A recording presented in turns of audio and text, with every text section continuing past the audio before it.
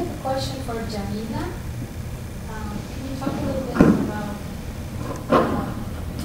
was Buenos Aires a choice that you made beforehand, or did it happen because the choices at McAllister? And also, if you can talk a little bit about the views of Porteños and the role of the Catholic Church, and how did it happen that they finally got married? Upon trying to find a place to study abroad, I really picked it primarily on the region and the kind of city that I wanted to live in. I knew that I wanted to go to a Spanish-speaking country. I also appreciated the 4-to-1 ratio of the dollar to the peso. But besides that, upon doing more research about Buenos Aires, I did find that they had a really long history of a gay rights movement there. And that being one of my interests in other studies I'd done before, I thought that it could potentially be some important for me to take my interests in a more global fashion. It's kind of interesting. Originally going there, I did think about what the role of the Catholic Church specifically was. It was something I studied in the United States, how the Church plays a role in same-sex marriage.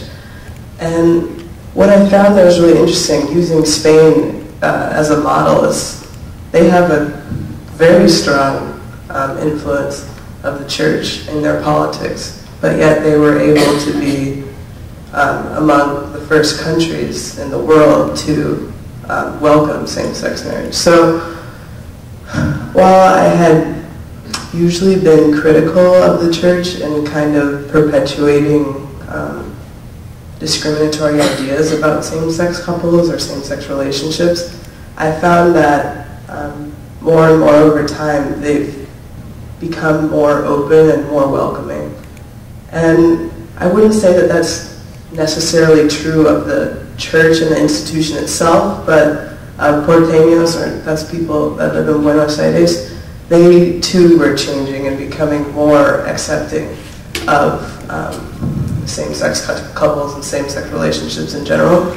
And it was really interesting because they actually did a study, a group outside of the government, and they found that while the Church was against same-sex couples, more than half of the citizens there were not. They were actually in favor of marriage. So there's definitely maybe two opinions that are growing, whereas the population is becoming more progressive in its thinking, but some of the old institutions are keeping the same ideas.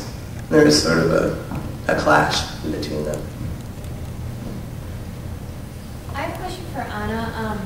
You said that you worked over J term at a clinic for refugees that had mental illnesses and disorders, and I was wondering if you could expand on that, if there was like any common, like PTSD, or like were there any common?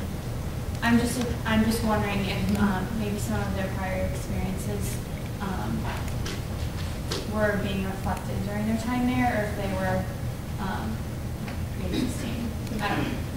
I think I worked at it wasn't really, they didn't call it a clinic, they called it a center, because it wasn't really even in the setup of like you going and being a counselor and then talking to you. It was just like a cafe style where everyone ate and had Turkish coffee and tea, and everyone just talked, and volunteers were welcomed, and Danes or anyone was welcome there. So it was kind of like informal conversations in which you got to know people. But definitely it was a very rewarding experience because it was the first time that I was able to talk to people about what it's like to be living in Denmark. But in a way, there were a lot of problems that surfaced. Like it is, people there are suffering from any type of emotional or social problem.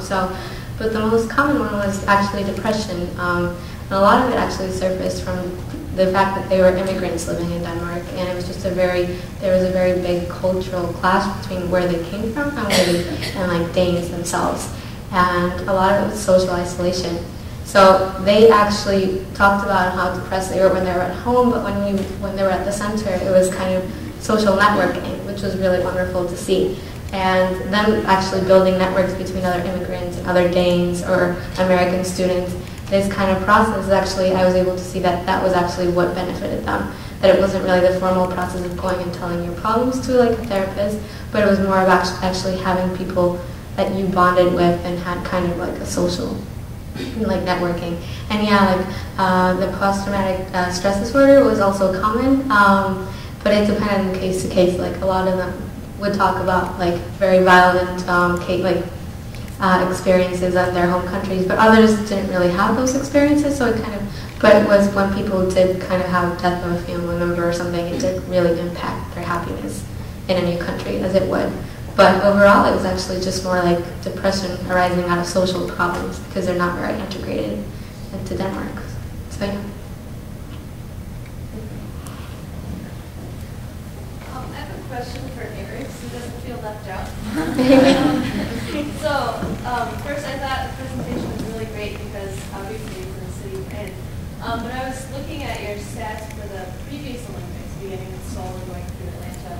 And when you came across those stats, which were astounding as to the impacts that the Olympics has on the host city, I was wondering if you came across information about how the IOC or the local government responded to those impacts? I did not. Really, the IOC tends to stay out of it, is what I gathered. I didn't really come across a whole lot in terms of addressing that. And in terms of one of the interesting aspects about the Olympics in Chicago particularly, and I assume in other Olympics, is the way that the bid committee controls information.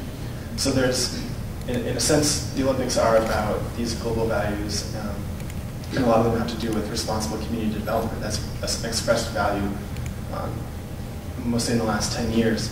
But often cities can pay lip service to that in their bids, and then it may not actually be executed. I think that's probably the main issue. And so because the city produces this 300-page bid book that outlines everything that they're going to do, but a lot of it is really surface language about we're going to honor these communities and we have plans for responsible development. There's really not concrete statistics placed in there because they're just plans, they don't have to. And so the spotlight is on the bid and then it's on the actual games themselves. And in a sense, there's not a spotlight on the IOC in the planning of the games so much. I believe that's changing. There's a lot of focus in London right now. I urge you all to pay attention to what's happening in London. There's issues about people being displaced as well, and obviously increased homelessness. So I think it's something that we can still put pressure on IOC because they are accountable because they chose the city.